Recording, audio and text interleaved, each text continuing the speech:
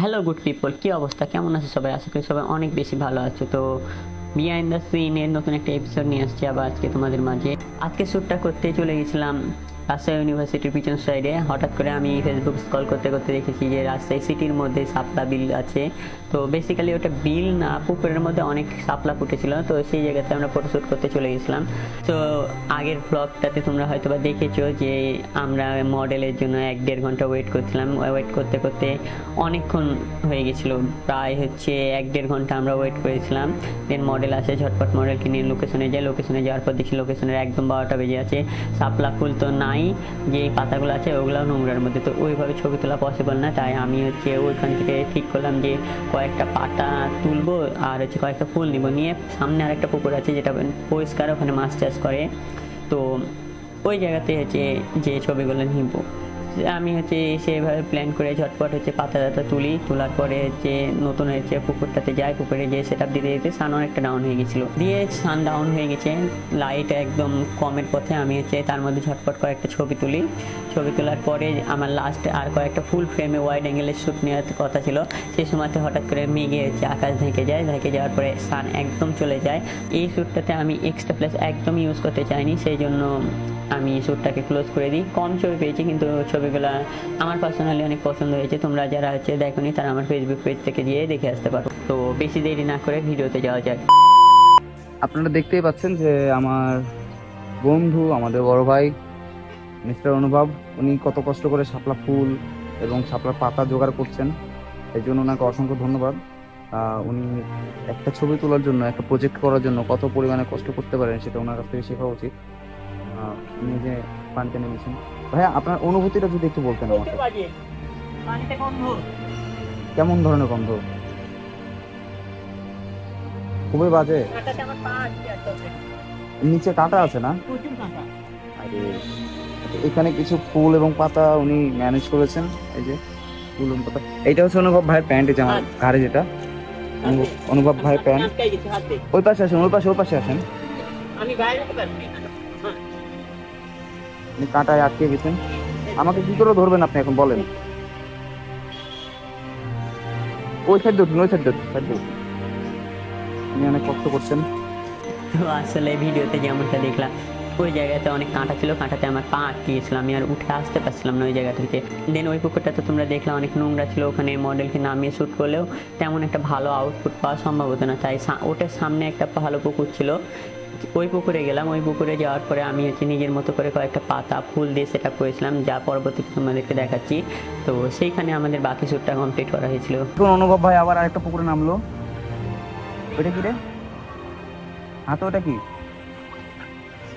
এটা এই যে পাশে এটা। ও আচ্ছা, গ্রিপ দিয়েছে। উনি সাঁতার পারেন না, উনি একজন চুতিয়া, সাঁতার পারেন না, তারপর পারতেন নামছে। এই যে আমাদের মডেল, উনি রেডি হয়েছেন, এখন এগুলো নিয়ে নিচে নামবেন।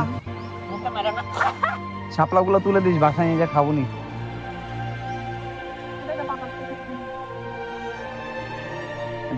কলসিটা একটু দেখা যায়।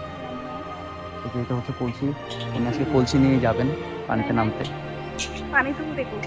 ও হ্যাঁ, পানি তুলতে, সরি পানি তুলতে। কাছে কাছে দে রে। ওকে, আমরা সবকিছু সেট করার পর আবার দেখা হচ্ছে। তো এখানে সেট করে দিলাম সব পাতাগুলো, আসলে ক্যামেরাতে বোঝা যাচ্ছে না। সব কিছু সেট টেট করে দেওয়ার পর আপু পানিতে নেমে গেছে, আর আমি তো সাইডে আছি, সাইডে camera light set up ready করছিলাম। আর আমি ভিডিওতে আগে বলেছিলাম যে এখানে শাপলা ফুলগুলো একদমই ছিল না, কয়েকটা কলি ফুল পেয়েছিলাম।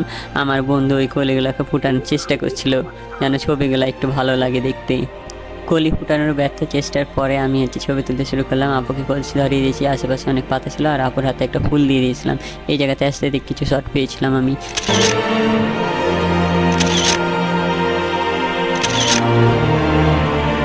তো এই জায়গাতে আপুর কলসের মধ্যে পানি ঢুকে, যে কলসটা অনেক ভারী হয়ে গেছিলো, আপু নিতে পারছিল না, ওই জন্য পানিগুলোকে ফেলে আবার নতুন করে সেটা করে কলসের মধ্যে এবার কিছু ফুল দিলাম। ফুল দিয়ে নতুন নতুন কয়েকটা শট নেওয়ার চেষ্টা করছিলাম। তো এখানে কয়েকটা বেশ ভালো শট পেয়েছি।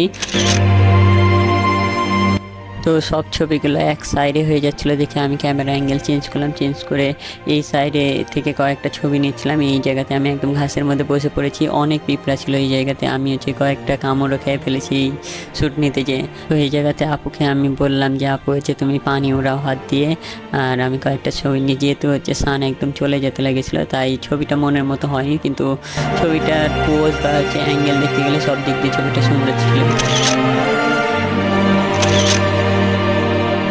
বিকালবেলা শ্যুট, সান ডাউন এই টাইমে ব্যাক শট না নিলে হয়, তাই আমি আপুকে সুন্দরভাবে ঘুরতে বললাম।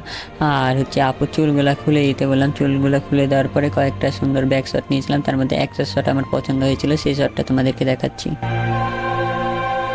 সান প্রায় ডাউন, সব শট পানির মধ্যে কম বেশি কমপ্লিট আমার।